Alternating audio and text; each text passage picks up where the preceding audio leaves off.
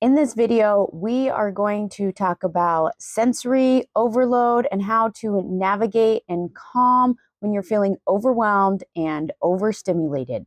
So let's talk about it. Have you ever had it where there's so much happening around your house and you're trying to think or you're trying to do stuff and you find yourself feeling frazzled, frustrated, and irritated, and what seems to be for no apparent reason? Well, you're probably in sensory overload, feeling overstimulated. My name is Brittany Brown, and I've been in the classroom for 10 years where I've really learned a lot about personal development, social emotional learning, and mindset work. And now I take those things that I've learned and I help teach adults how to transform their lives from the inside out using some of those similar practices. And so today I want to talk about how do you stop that feeling of overwhelm and overstimulation. For me, overstimulation, I can usually tell when I'm feeling overstimulated by my reactions and those feelings of frustration and frazzled and irritability. This happens to me on occasion, and this might sound like your household as well. So you're sitting there on the couch, whether you're writing emails or working on a project or finishing up some work or even just trying to decompress. And for me, I get overstimulated when the TV's on, both kids are on screens, and what feels like max volume, right? Like they're both on their screens and they both need the volume as high and loud as possible. And then they're talking to each other, they're talking to themselves, they're talking to me. And then usually, my spouse will come in and he'll say something, and I kind of snap at him. Not meaning to, I'm not grouchy, but it's just too much. So I don't know if that happens to you on the regular, but I feel like we live in an environment and a world where there is so much sensory input all of the time that it's very easy to get overstimulated. And so sensory overload is basically just there are too many sensory inputs, whether it's sounds or seeing things or even touching things. I love my kids dearly, but there are times where I'm like, stop touching me. Do you feel that way? Stop touching me. And so what happens is we have all of these sensory inputs that our conscious mind and our brains cannot keep up with it.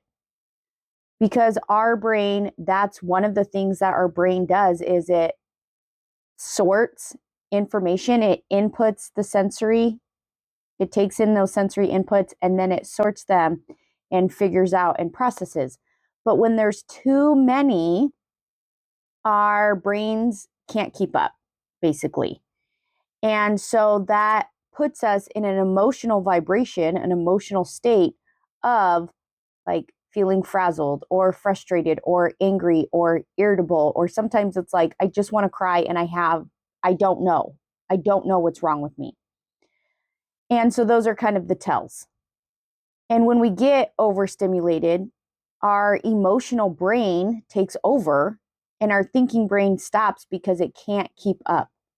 It's kind of like, I think of it as when on your computer, when you have so many tabs open that your computer really starts slowing down and it can't keep up, and sometimes it even freezes on you. I compare the brain to a supercomputer, like the fastest, best computer in the universe. And to me, overstimulation and sensory overload happens when our brains have too many sensory tabs open at once and it cannot process all of them. Does that sound familiar? Yes or yes? Okay. So now let's talk about what we can do. First, coffee.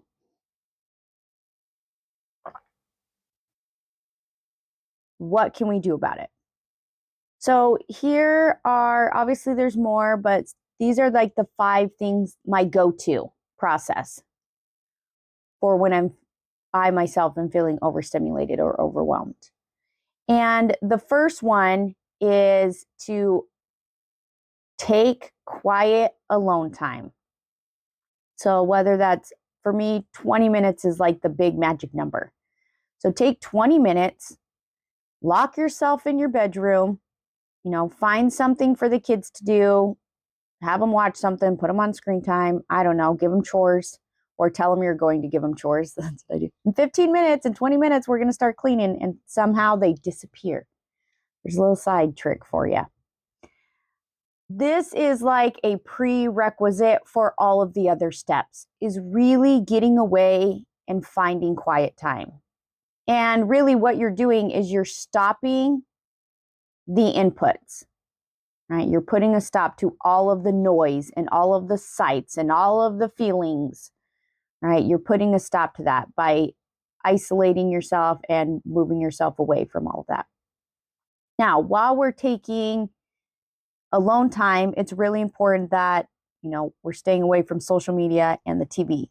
It's very tempting to like, oh, I'm going to go hide out in my bedroom and then I'm going to scroll on my phone. I say that because I'm guilty. Say that because I do that.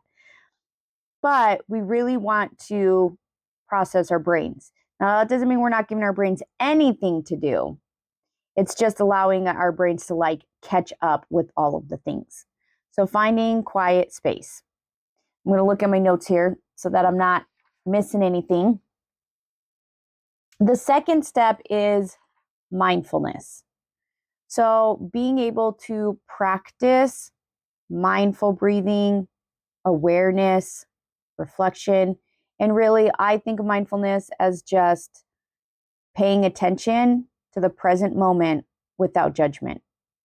So really just taking a couple deep breaths and saying, why am I feeling frustrated? Why am I feeling frazzled? If it is overstimulation, like what was it specifically? For me, I've learned that I'm very sensitive to like different sounds.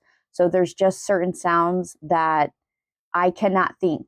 I'm also a quiet worker. Like I know some people like music or noise and they kind of need stuff going on when they're trying to think, and I'm the opposite. If I'm really trying to sit down and like write or plan, I need like quiet. So I know for me, sounds are a huge like trigger for me.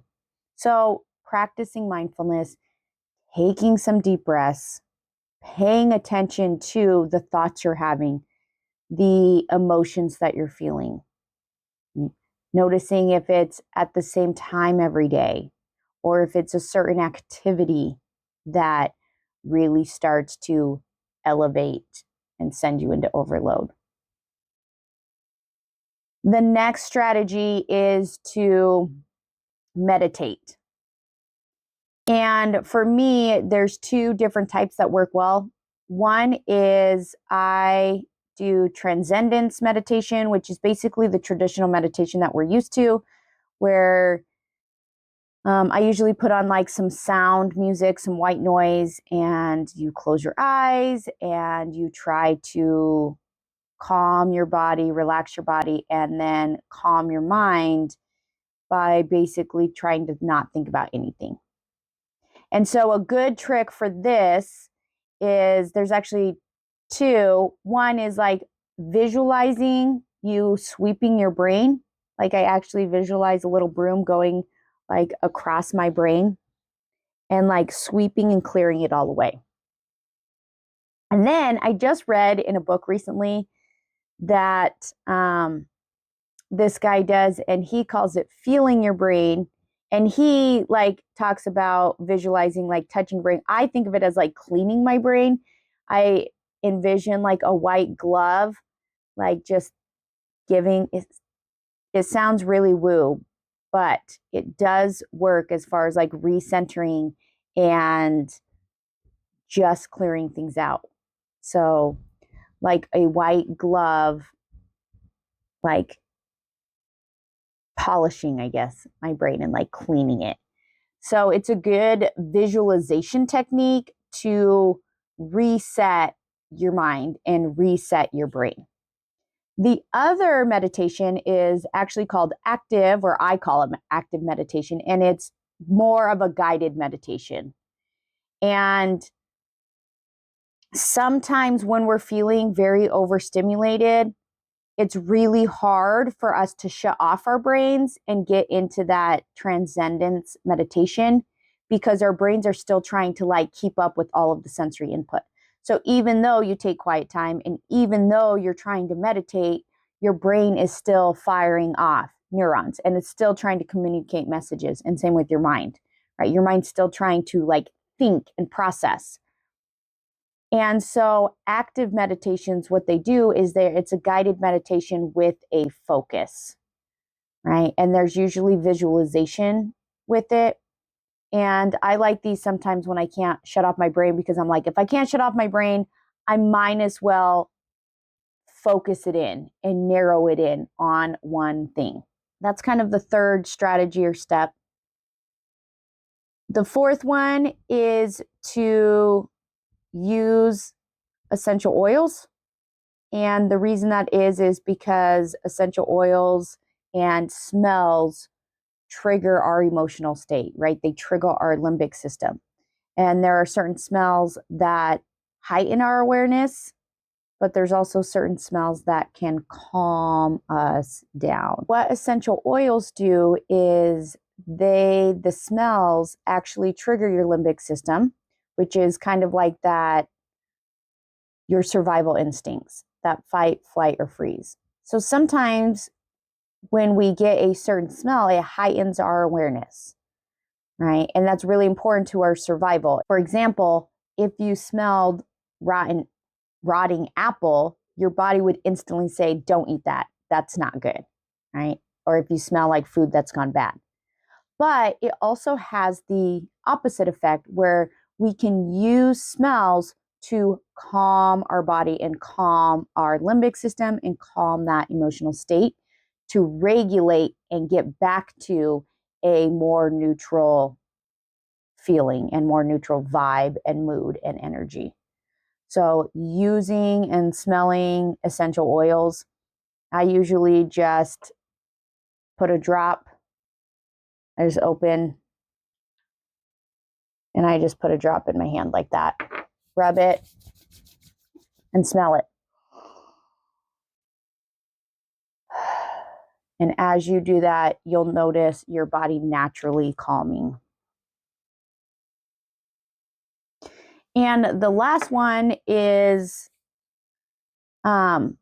listening to, I call it like vibe, but like frequency or binaural beats or some type of natural sound, some type of calming natural music.